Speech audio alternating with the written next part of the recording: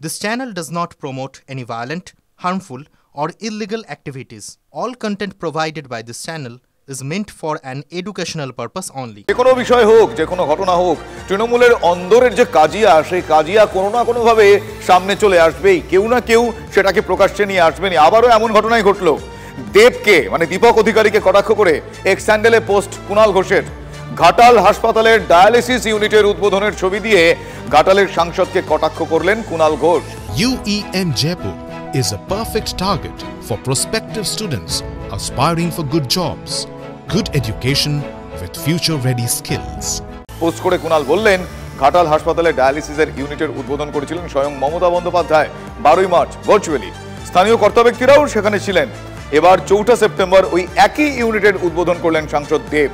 উদ্বোধক হিসেবে মুখ্যমন্ত্রীর নাম বদলে দেবের নাম। এলাকার মানুষ অবাক। সুপারস্টার বলেই এত বেনজির সাহসী কাণ্ডটা করা যায়? শুধু রিলের নয়, রিয়েল হিরো অভিনন্দন দেব। ঠিক এভাবেই কটাক্ষ করে এক প্রকার পোস্ট আজ কুণাল ঘোষের, যে কারণে আবারও বলছি কাজিয়া সামনে চলে আসে।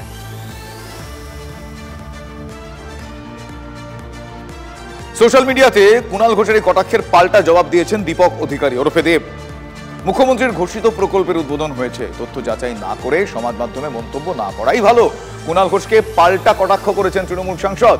আর এই প্রকল্পে সুপারস্টার মুখপাত্র নন, মানুষ উপকৃত হবেন। ঠিক এভাবেই বিষয়টার পাল্টা দেবের। পোস্ট আপনাদের দেখাচ্ছি।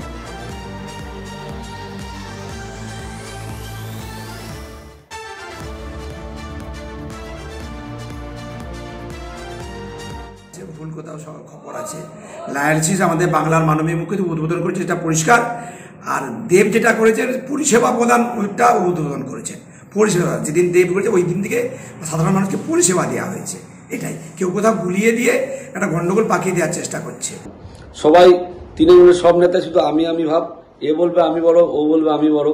তো এটা পরিষ্কার হয়ে গেছে যে শাসক দলের কাছে মাননীয় মুখ্যমন্ত্রীর কতটা গুরুত্বটা কমেছে, কতটা গুরুত্ব তলানিতে গেছে। এখানে দীপক অধিকারী সেটা বুঝিয়ে দিলেন।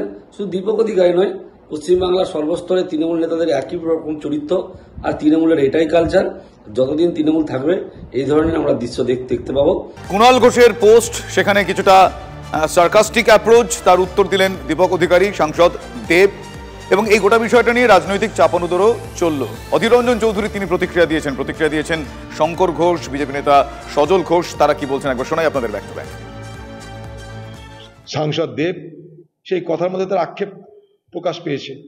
সরকারি দলের সঠিক কথা হজম হয় না, তাই তারা বিভ্রান্ত করছে, তারা কটাক্ষ করছে। তবে যা বলেছে সঠিক কথা বলেছে, তাকে আমি ধন্যবাদ জানাই তার জন্য। এখনো তৃণমূলের মধ্যে অনেক সেনার ভয়েস তো আছে, তৃণমূলের মধ্যে এখনো সঠিক কথা বলার মতো লোক তো আছে। ঘাটাল এমনিতেই ঘেটে আছে। দেব কখন কোন চরিত্রে অভিনয় করবেন সেটাও যেরকম বলা মুশকিল, কারণ উনি সত্যিকারের সিনেমায় অভিনয় করেন।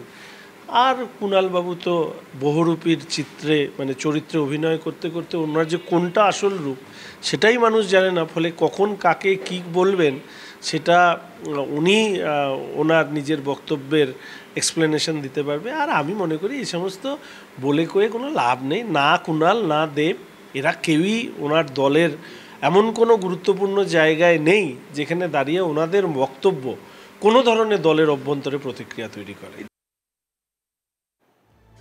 যে কুণাল ঘোষ মমতাকে চোর বলেছিল, সে আজকে মমতার হয়ে যখন গলা ফাটায় তখন আমিও অবাক।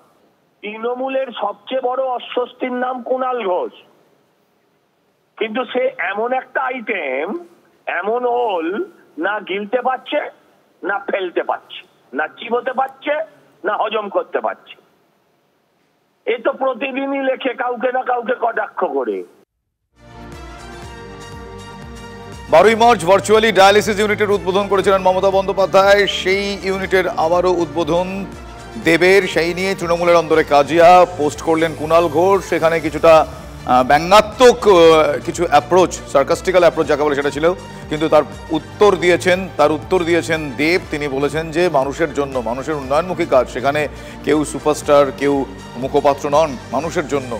রাজনৈতিক চাপানুদর এই গোটা বিষয়টা নিয়ে তুঙ্গে ওঠে। দেব গুরুমারা বিদ্যা প্রয়োগ করে দিয়েছে। এর আগে প্রধানমন্ত্রীর উদ্বোধন করে যাওয়া বিভিন্ন প্রকল্প মুখ্যমন্ত্রী এখানে আগে উদ্বোধন করেছে। মুখ্যমন্ত্রী নিজের প্রকল্প নিজে চুরি করেন, প্রধানমন্ত্রীর প্রকল্প চুরি করেন, কেন্দ্রীয় প্রকল্পের নাম চুরি করেন। দেব না হয় একটু ওনার তৈরি করা প্রকল্প চুরি করেছেন, তাতে অন্যায় কি হয়েছে? গুরুমারা বিদ্যা, যথেষ্ট সাহসের পরিচয় দিচ্ছেন, দেবকে হাততালি।